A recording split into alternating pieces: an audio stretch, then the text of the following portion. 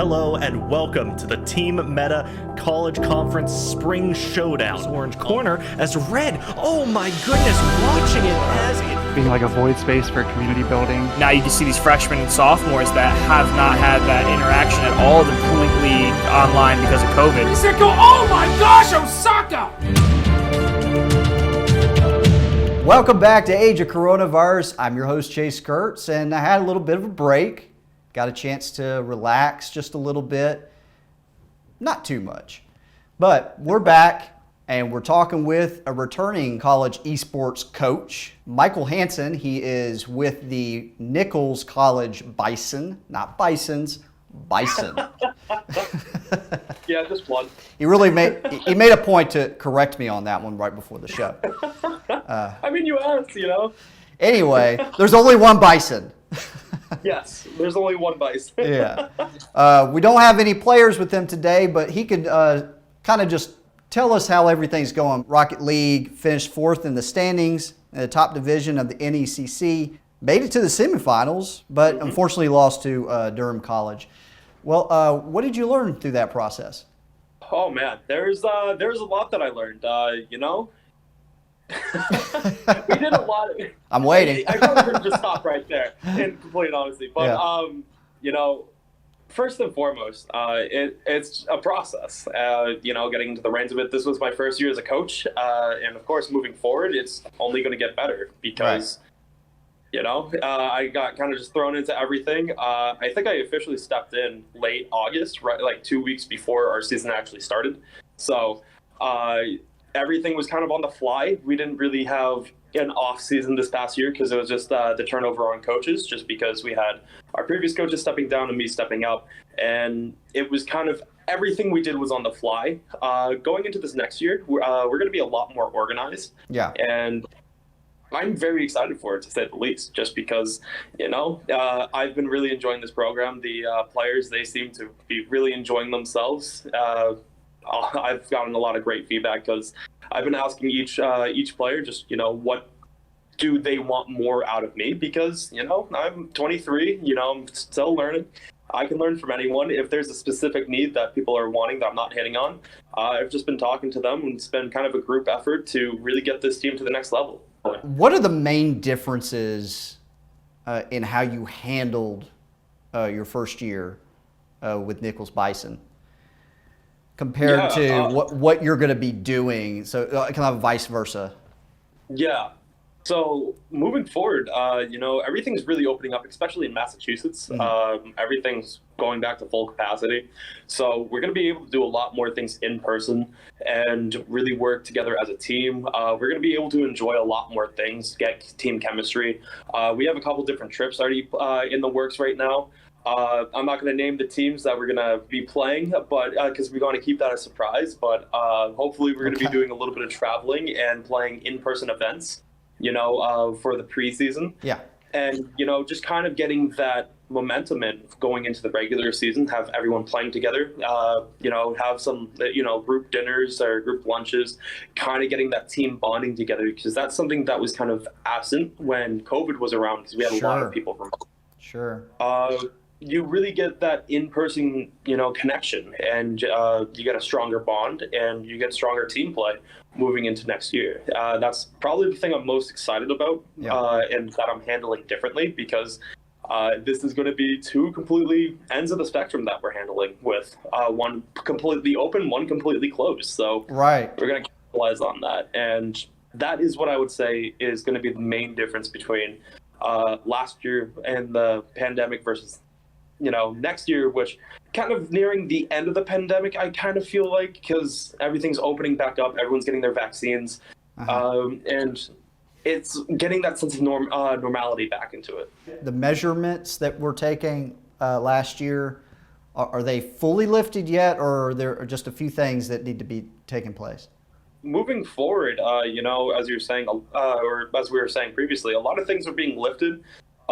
Being able to have everyone in the same room, and so I can view everyone's screens when we're coaching is going to be a huge advantage, just because, you know, instead of jumping around spectating, I can miss something instead of having everyone set up during a scrim, so I can see everyone's screens at once. and I can get everyone's angles and what they're seeing and help with that communication factor and everything like that.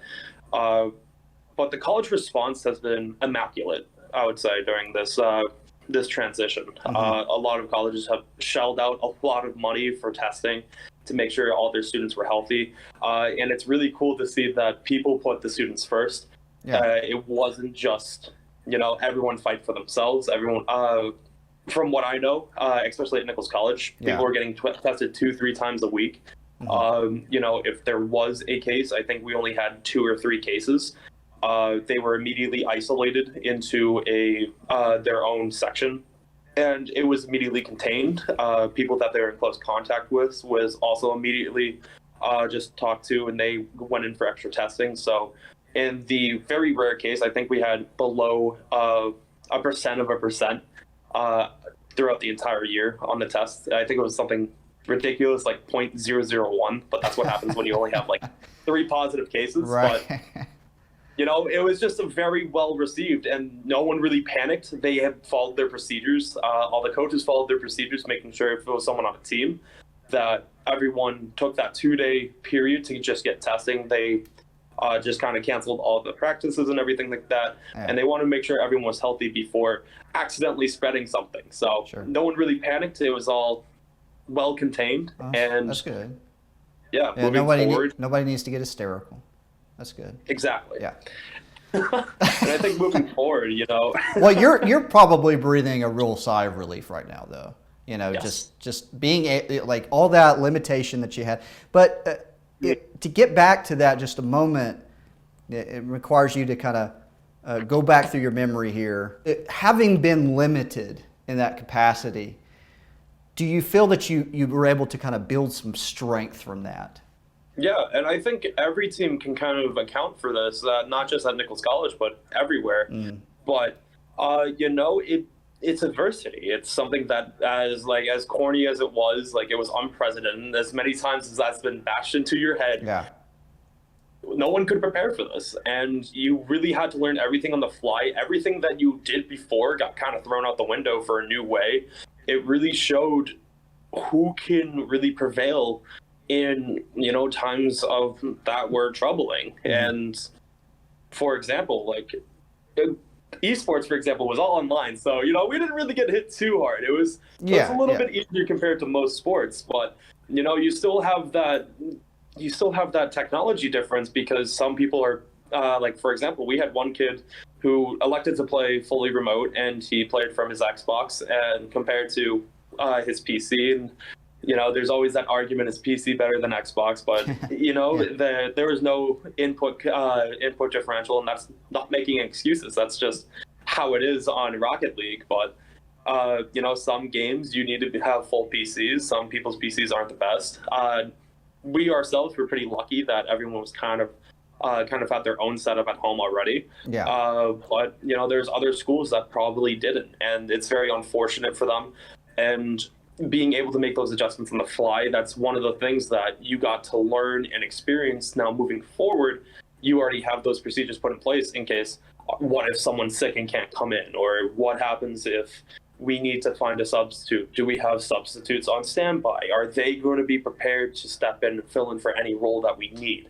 And then in the case for Nichols College, we had one of the biggest cases was, mental burnout, just because you're doing the same thing every day, instead of some people, just online school wasn't for them, and it's understandable. They want that in-person experience. It was just a mental rut, because you're doing the same thing every single day. Yeah, you're in school on the computer. You're also playing games on the computer. It's like that computer.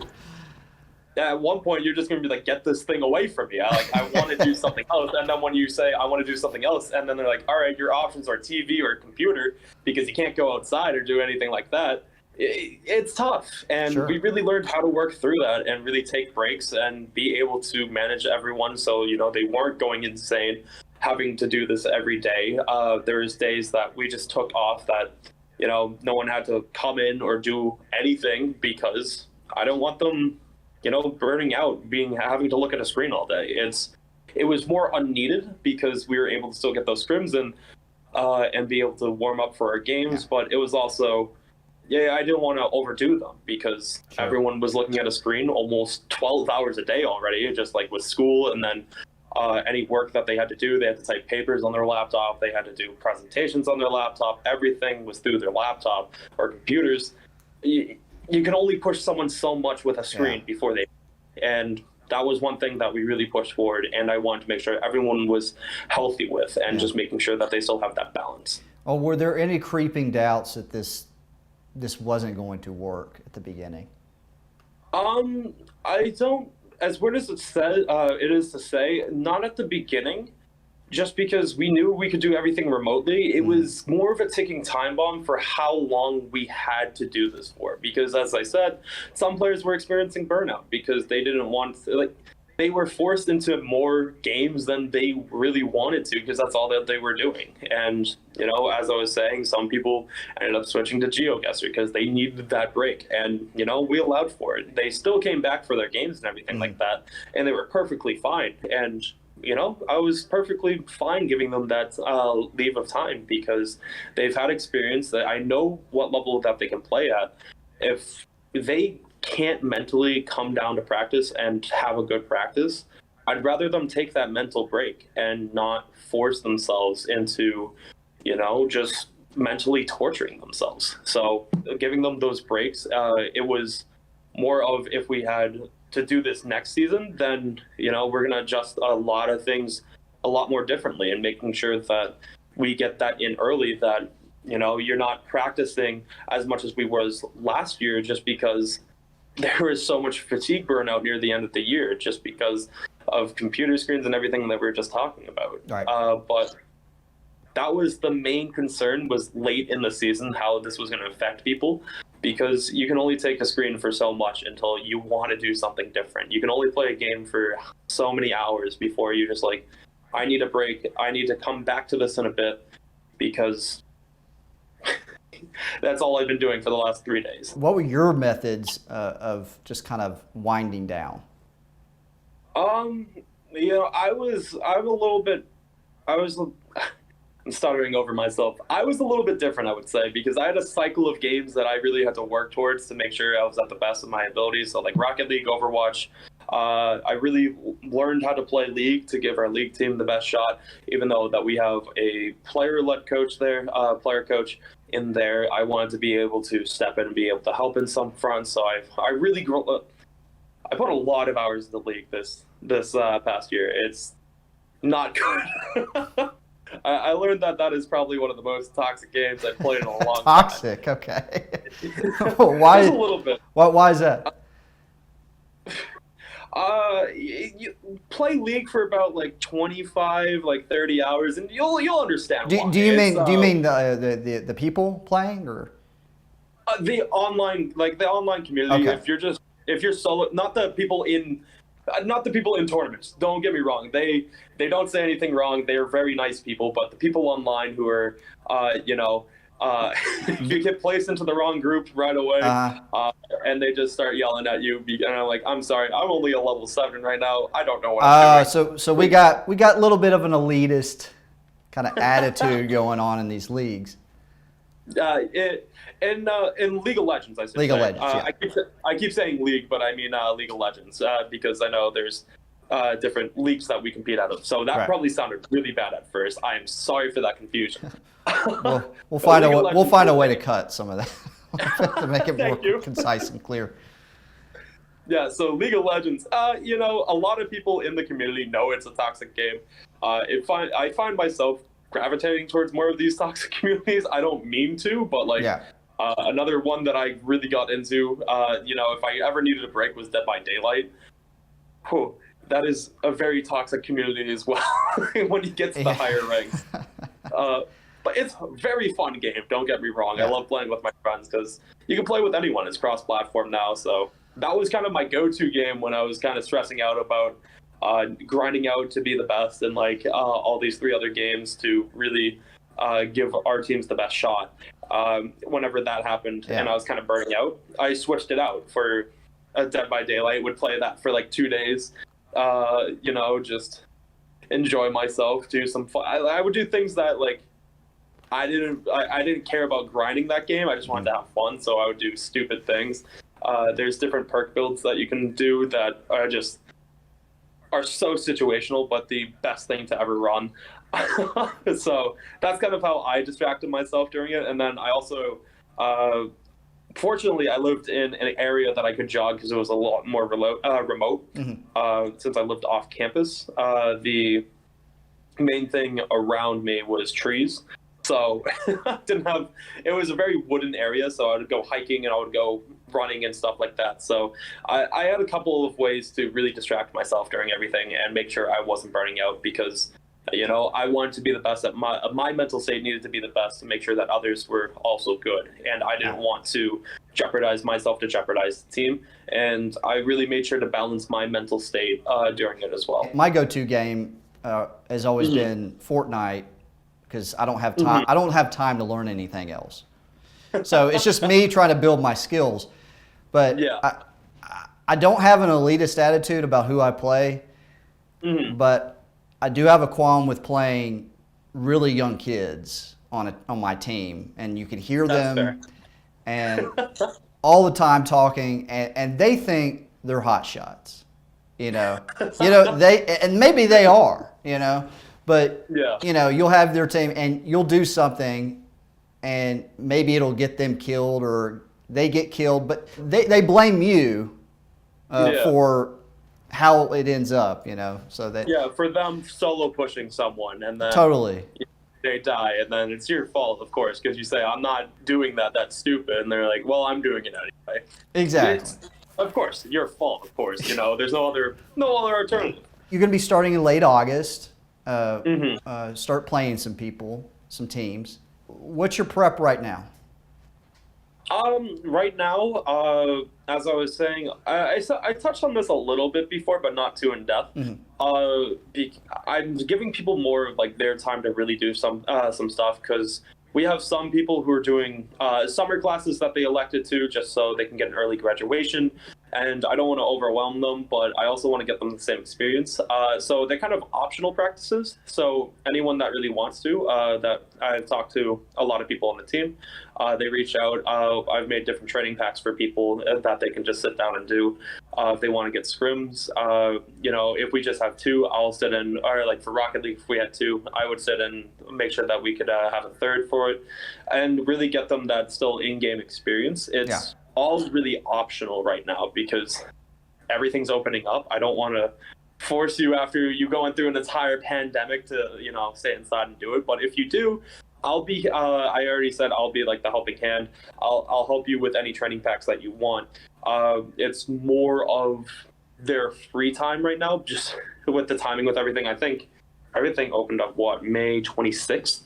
So we're still in like that first week, going on that second week of it. So I already talked to a lot of people on the team. They're like, sorry, I'm at the Red Sox game, or I'm at the Bruins game, or the Celtics game before they got eliminated. And I was like, I don't blame you. Like, I went to a couple games myself. I went to Six Flags, I think last Sunday. I've been enjoying it. But anyone that really wanted to, or just wanted to meet with me and talk about where they can improve, my door was always open. They've messaged me through Discord, email, they called me. They all have my phone number that they can just reach out and just say, hey, I want a new training pack. I feel like I am not doing here. Or, hey, can you go over me with my film to see where I'm kind of, getting stuck at? I feel like I'm starting to get stuck at my rank. How do I get to that next level? So it's all being, I'm not forcing it upon them because, you know, you just went through over a year of being locked inside, and this is really the first time that they can go out. I don't want to force any restrictions on them until it comes more till August. So, and that's not really restrictions, more like 2 days or 3 days a week that we just sit down as a team and really discuss our plan moving forward and getting those practices in as a team, just because it's going to be coming up right after, like, at the end of August. Yeah. So I want to make sure that they're prepared as a team. And I also want to give them enough time to really enjoy themselves, have a fun summer, be rewarded for going through what they just went through, because I can only imagine what they're thinking and what's going on in their minds right now. Well, they're also going to be rewarded by having a completely new esports playing experience. I think over 60 or 70% of the teams said their favorite thing coming into next year is going to be able to utilize the esports room that we had before, that we had to move out of into a classroom just because of space restriction. Yeah. Having 6 feet apart. So this next year, we can really utilize our esports room. A lot of people, I think 60% of the people said that they wanted to stream out of it because they're built for gaming and streaming. They're kind of like a hybrid computer. So they want to get into that starting next semester. And just being able to be in the same room playing with their teammates.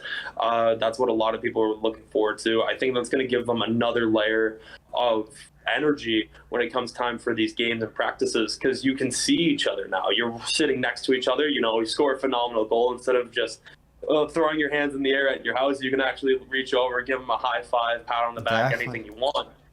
Because you'll be able to. We'll be in that close proximity again, and being able to congratulate someone on hitting, a sick clip or something like that. So you're going to be able to communicate that external expression of a team, yes, rather than keeping it all internal. You'll be able to feed off of the emotions in the room. Yeah. Especially if something's tense, you're getting closer and closer. Sometimes you don't weigh the severity of the moment just because of the space behind it, and you don't play to your fullest potential because you don't realize how big you need to step up in that moment. I've met a lot of players on this team who feed off that energy. There's a couple of players who've played in RLCS quals and who step up in that big time to score a late goal to tie it or take the lead or even win the game, and they feed off of the energy that is being provided. So yeah. Having that back for them instead of it just being online is going to be very beneficial, I feel. Maybe someday, we'll be able to feed off that energy through screens.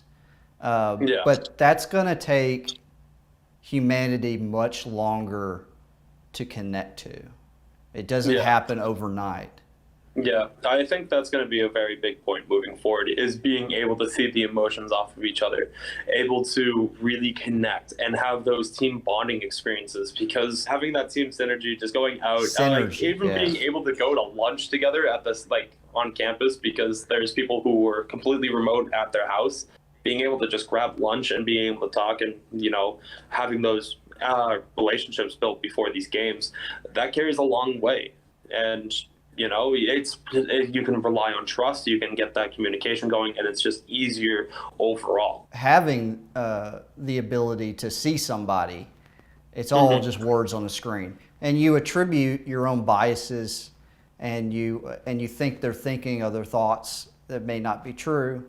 A more physical space, even for esports, people can notice the nuances in front of them. Yeah.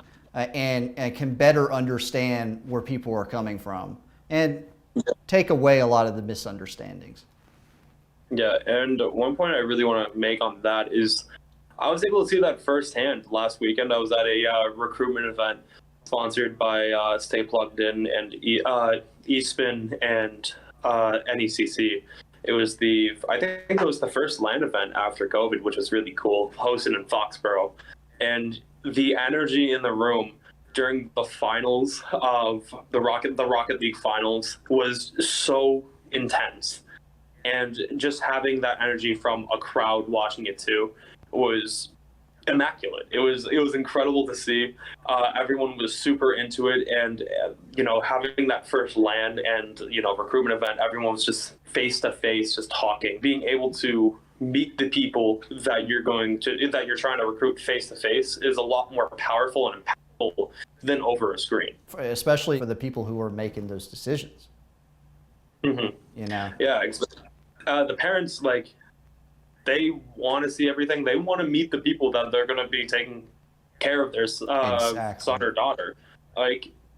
They need to see everything too. And this past year was really challenging for everyone, because you couldn't see them. They were all online, and as you're saying, everything online can be edited or changed up, and everything is as it appears to be, as social media can just change things around and you can fake it.